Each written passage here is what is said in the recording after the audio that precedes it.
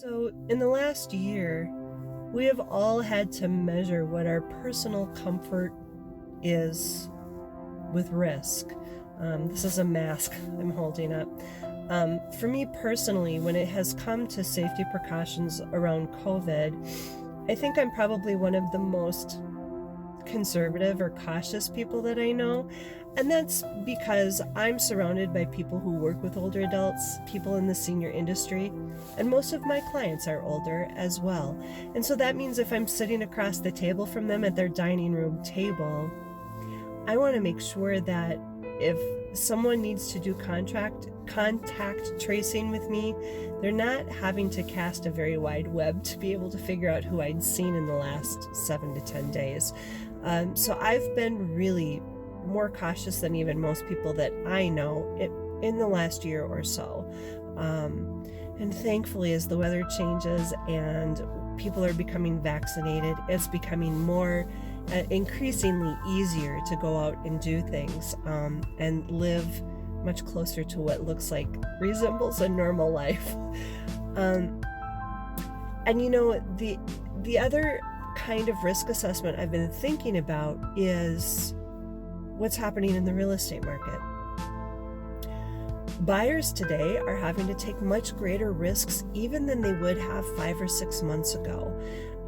In order for your offer to kind of bubble up to the top with how steep competition is, it's not unusual to have 15 to 20 offers on one home, and only one person is going to get that home.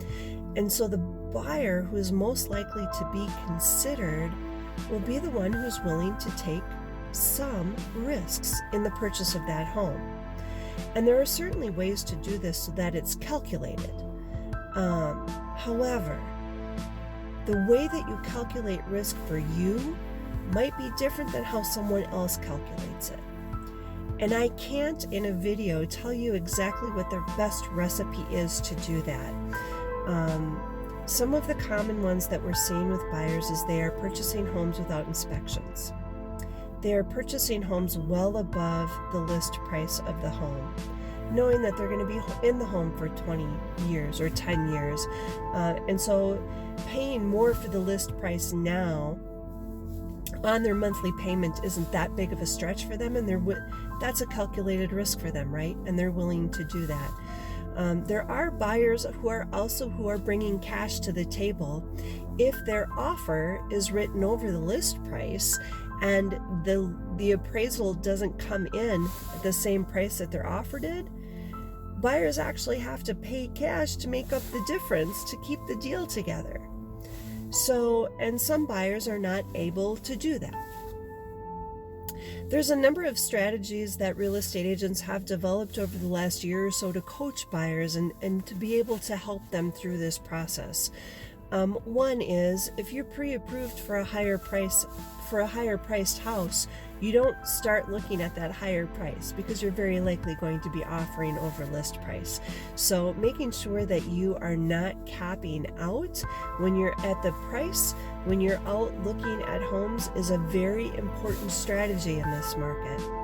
As is having a loan officer that's available pretty much 24 hours a day.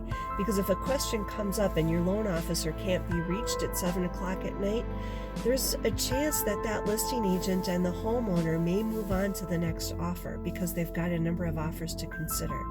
So you want to make sure that the professionals that you work with are ready, willing, and able to help you at no matter what time it is.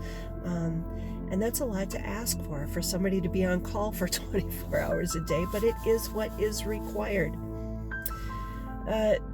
So there are some strategies that we can develop to help you in your home search as this market continues to progress. So make sure that you've partnered with someone that you trust. You're going to hear me say that over and over and over again.